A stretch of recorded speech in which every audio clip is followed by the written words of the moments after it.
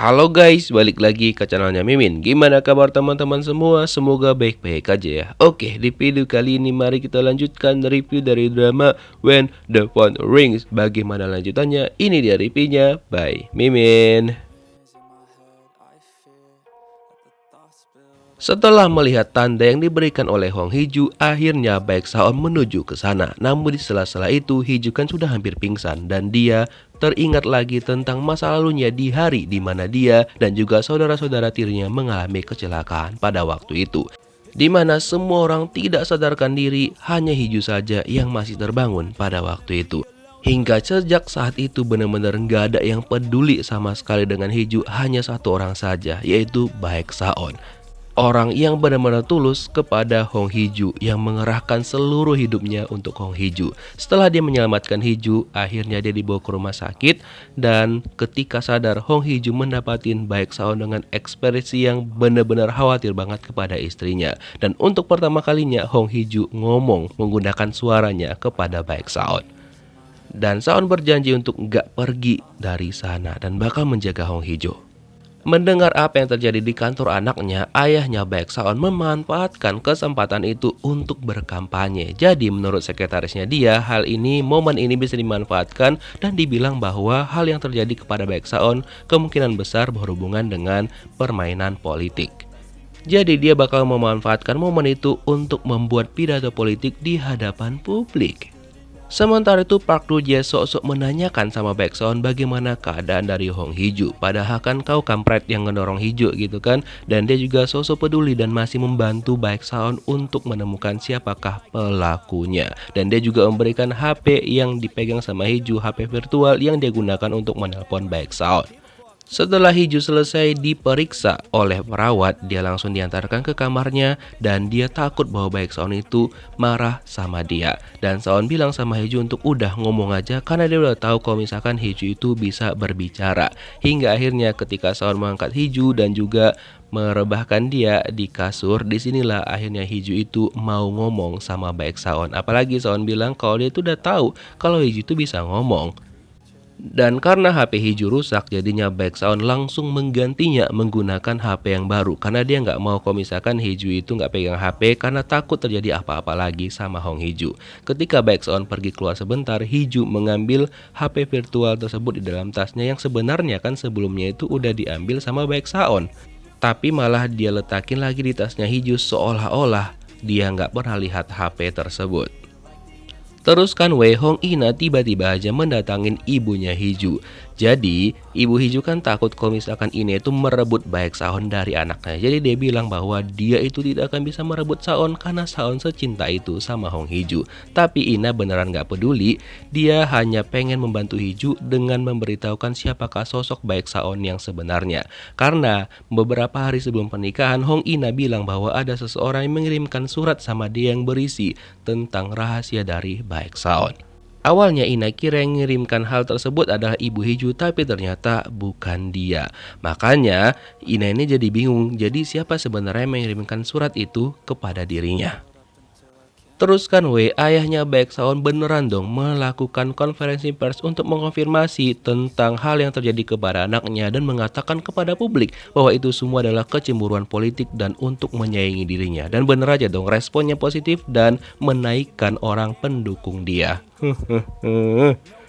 Karena hal yang dia lakukan, maka orang-orang banyak banget menelpon ke kantornya Baek Saon, terutama para wartawan untuk mengkonfirmasi hal yang disampaikan sama ayah Baek Saon. Oleh karena itu, Saon langsung mencopot semua jaringan telepon karena dia nggak mau rekan-rekannya itu terlalu sibuk dengan hal tersebut. Nah, namun Pak Kang dan juga yang lainnya benar-benar khawatir banget dengan keadaan Hong Hee-ju. Mereka benar-benar peduli sama Hee-ju. Saon berterima kasih dan dia sampaikan keadaan Hong Hee-ju sekarang bahwa dia itu sudah baik-baik aja dan dia meminta maaf atas kekhawatiran yang disebabkan oleh ayahnya kepada mereka. Setelah itu Baek Saon jumpa sama ayahnya dan meminta tolong sama ayahnya untuk jangan lagi bertindak seperti itu.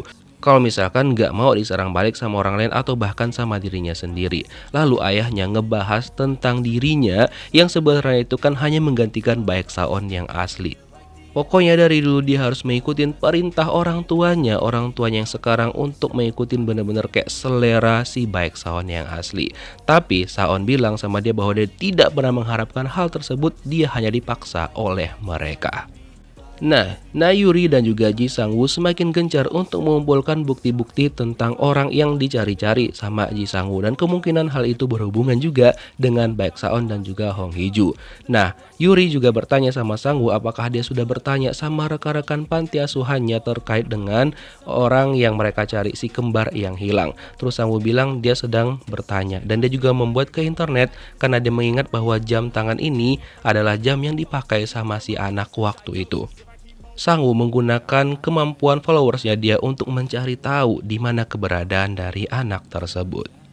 Terus kan malamnya Saon itu bilang bahwa dia mau ke sana lagi ngejenguk Hee-ju. Jadi dia tanya Hee-ju tuh mau pesan apa. Terus Hee-ju mesen makanan yang pedas, yang manis. Tapi malah nggak dibolehin sama Baek Saon. Hingga Hee-ju tuh bilang, ya kamu yang nanya tetapi kenapa kamu yang nggak bolehin semuanya gitu loh. Terus dia nanya sama Saon kapan Saon sampai, dan ketika dia sampai dia malah belikan Hee-ju itu buah anggur, katanya kan suka yang manis. Ujung-ujungnya dibelikan juga tuh tadi pesanan sama istrinya ya kan. Nah, Saon juga berencana bakal menginap di sana ataupun tidur di sana. Hee-ju itu udah ketakutan banget, dia kira nanti Saon bakal ngapa-ngapain dia. Dia tuh belum siap kalau misalkan mereka itu harus in the hoy. Nah, dia juga diajak mandi sama Saon yang ternyata dia kira itu mandi yang gitu kan. Tapi ternyata Saon tuh cuma ngebandiin dia gitu loh Hee-ju. Jadi jangan berpikir yang aneh-aneh ya. Mungkin setelah sembuh lah baru nanti diterkam sama Baek Saon. Selesai mandi, Saon juga nyisir rambutnya Hee-ju dan dia bilang bahwa ya biasanya kan suami-suami melakukan hal itu kepada istrinya. Dia minta maaf sekalian sama Hee-ju karena selama ini dia nggak pernah melakukan hal itu. Nah, ketika mereka mau tidur, Hee-ju itu disamperin sama Baek Saon setelah dia selesai mandi, dan Hee-ju takut banget kalau misalkan Saon tuh nerekam dia. Kalau kita sih nggak apa-apa ya, kita suka aja nontonnya.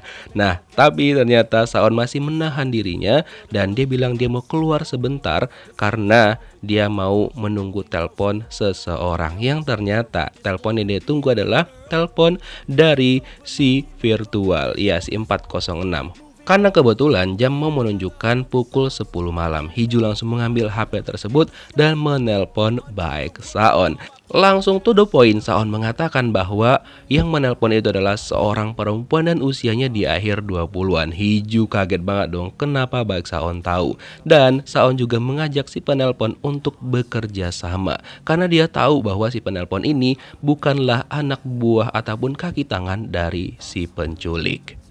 Jadi Saon itu menawarkan kerjasama untuk menangkap si pelaku bersama dengan si penelpon. Jadi Saon tuh meminta si penelpon untuk memberikan dia ciri-ciri dari si penculik tersebut. Hingga akhirnya si penelpon setuju dan dia memberitahukan kepada Baek Saon ciri-cirinya. Karena Saon pengen mencari dan benar-benar harus menemuin orang tersebut dan menanyakan apa tujuannya sebenarnya mengganggu hidupnya dan juga Hong Hee-ju. Hingga keesokan harinya Baek Saon langsung bertindak dong, dimana pada waktu itu kan Yuri membacakan berita dan itu informasinya tentang apa yang terjadi kepada Baek Saon dan apa yang disampaikan sama ayah Baek Saon yang katanya berhubungan dengan politik. Tapi langsung ditangkis sama Yuri dan dia langsung menampilkan ciri-ciri dari orang yang dicari sama Baek Saon. Sketsanya benar-benar mirip banget dengan penculik Hee-ju. Setelah itu Baek Saon meminta kerjasama juga dengan pihak kepolisian untuk mencari di mana orang tersebut karena dia benar-benar pengen banget untuk segera melakukan penangkapan karena dia juga mengetahui bahwa mereka itu bekerja sama. Maksudnya si penculik bukan satu orang aja melainkan beberapa orang. Ji Sang-woo juga mendapatkan informasi terkait tentang si penculik tersebut dan kayaknya dia tahu sesuatu. Dan juga teman mancing si penculik itu juga mengetahui hal tersebut. Dan si penculik juga sudah mengetahui berita itu dan dia marah banget dan langsung mengirimkan pesan kepada rekannya. Dan dia marah kenapa rekannya itu menolak Hong Hee-ju, padahal sebenarnya kan yang didorong itu harusnya Baek Saon bukan Hong Hee-ju.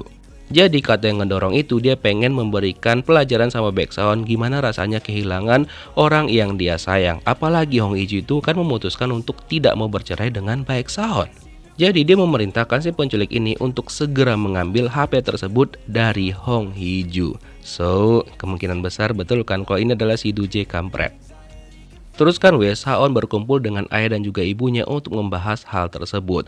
Jadi di sini Saon bilang bahwa dia bakal melindungi Hong Hee-ju apapun caranya karena Hee-ju itu lebih aman ketika berada di sisinya karena Hee-ju adalah istrinya dia. Jadi semua orang dia curigain termasuk kedua orang tuanya.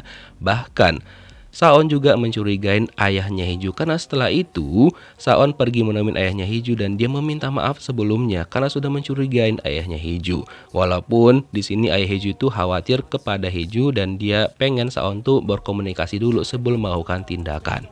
Dan dia curiga bahwa Saon tuh menyembunyikan sesuatu, tapi Saon bilang tidak apa-apa dan dia langsung pergi begitu aja.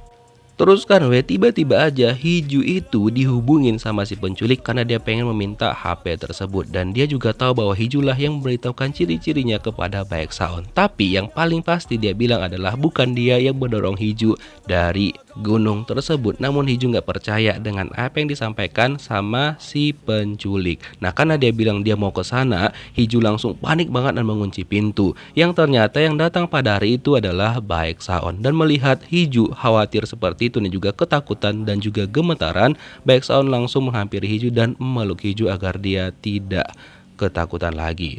Setelah itu Baek Saon langsung menemani Hee-ju dan merebahkan dia di tempat tidur dan mengatakan bahwa dia tidak akan pergi kemana-mana dan dia nanya sama Hee-ju apakah ada yang datang ataupun tidak. Hee-ju beneran takut banget dan dia nggak berani untuk tidur sendirian sehingga dia ditemanin sama Pak Su untuk tidur berdua, bahkan tidur satu ranjang.